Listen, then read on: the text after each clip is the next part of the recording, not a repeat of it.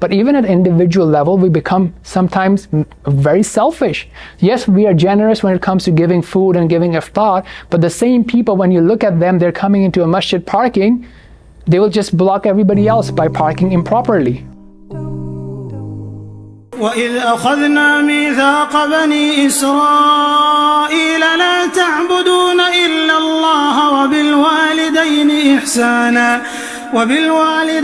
إِحْسَانًا وَذِي الْقُرْبَى وَالْيَتَامَى وَالْمَسَاكِينِ وَقُولُوا لِلنَّاسِ حُسْنًا وَأَقِيمُوا الصَّلَاةَ وَآتُوا الزَّكَاةَ ثُمَّ تَوَلَّيْتُمْ إِلَّا قَلِيلًا مِّنكُمْ وَأَنتُمْ مُعْرِضُونَ وَإِذْ أَخَذْنَا مِيثَاقَكُمْ لَا تَسْفِكُونَ دِمَاءَكُمْ وَلَا تُخْرِجُونَ أَنفُسَكُم مِّن دِيَارِكُمْ ثُمَّ أَقْرَرْتُمْ وَأَنتُمْ تَشْهَدُونَ ثُمَّ أَنتُمْ هَؤُلَاءِ تَقْتُلُونَ أَنفُسَكُمْ وتخرجون فريقا منكم من ديارهم تظاهرون عليهم بالإثم والعدوان وإن يأتوكم أسارى تفادوهم وهو محرم عليكم إخراجهم. Stop being selfish. So in these verses, we learn something really important. Is Islam only about your relationship in the masjid, your actions in the masjid, or is it more comprehensive? So here we actually learn habit to win, habits to be a winner. So first and foremost, obviously, that you only take Allah subhanahu wa ta'ala as one true God. You're not having multiple gods in your life. Your desire is not your God. Your culture is not your God. Your friends are not your God. You only have one ilah, one God, the creator, Allah subhanahu wa ta'ala.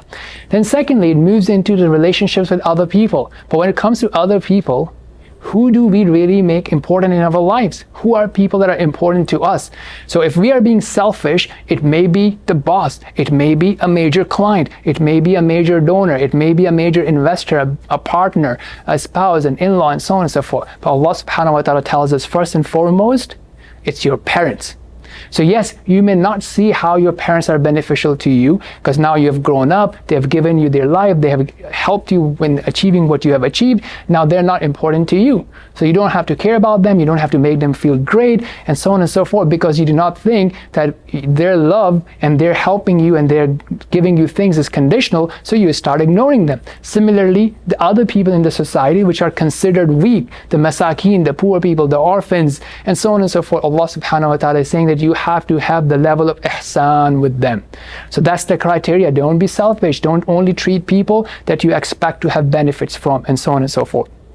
And then Allah subhanahu wa ta'ala talks about the importance of being and using kind words, speaking good and kind words to people. How do we talk with each other, especially in the day and age of social media behind our keyboards? How do we talk to people? How do we talk to people when we are with them? Do we ignore them? Are we on our phones? Do we smile at them? And so on and so forth. And then it connects us back with something that is between you and Allah subhanahu wa ta'ala, and that is establishing salah. Do we really take it as serious as other meetings that we have in the day? How do we take our meetings with our clients and partners and investors or donors seriously? But what about the meetings with Allah subhanahu wa ta'ala? Are we on time? Are we using the prime opportunity of praying in the masjid and increasing our rewards by 27x? What would we do to get 27x returns when it comes to a business deal? Are we taking the salah seriously? Are we taking the zakah seriously? For many people, it has just become a means of automation and click, click, click, donate. Do you know the rules of zakah?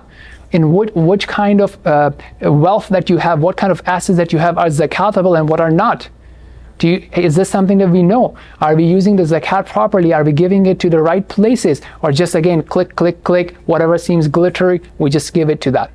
Okay, so that's something really, really important. The second component here, which is important, is the concept of a community and the ummah, and not to just be concerned with yourself, but rather if other communities or countries are being oppressed, to stand up for them and to stand up for justice. A lot of this obviously will happen at a state level, but even at individual level, we become sometimes very selfish.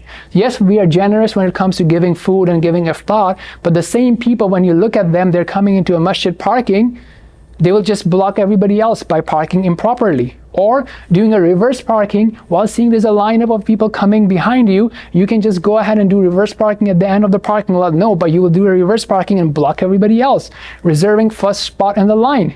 You know, you're going away, you put your thing, you want to reserve your first spot. Are you being selfish? Are you trying to take advantage of some sort of a power or influence that you have to discourage and to diminish the rewards and facilities from other people? You know, cutting in line for a buffet or for an iftar service or what have you, cutting in line using means to, again, bypass other people. Are we becoming selfish or not? Okay, lastly, there's something that is really important, and that is sometimes, one way or the other, we become concerned with one or a few parts of religion and we ignore everything else. Let me give you an example. Someone may take, for example, giving up interest, not buying homes on interest, or having a beard, or having hijab. So that's your topmost concern. Or, eating halal food. So, which is good. You should be concerned about these things. But that becomes the whole religion for them. And they are judging people who do not do these things. And they don't worry about other things like salah, establishing 5 prayers, not backbiting, not being arrogant, not cheating in your worldly affairs.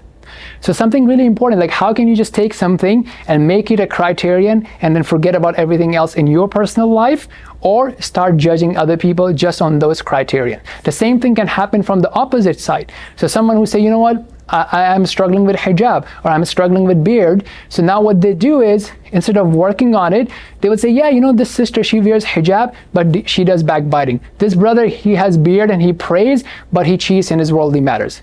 So as if justifying that because I'm doing these things, I don't have to worry about these other things. أَفَتُؤْمِنُونَ بِبَعْضِ الْكِتَابِ وَتَكْفُرُونَ بِبَعْضِ. So something really important, take the religion holistically. Yes, even if you're doing some things and not doing the other, we're not saying to give up everything. If Allah has made some things easy for you, now start looking for things that you are not working on and just not ignore those things. And lastly, for people who do not take care of these things, there's a severe consequences of never-ending punishment that's also mentioned here. So let's be conscious of these things.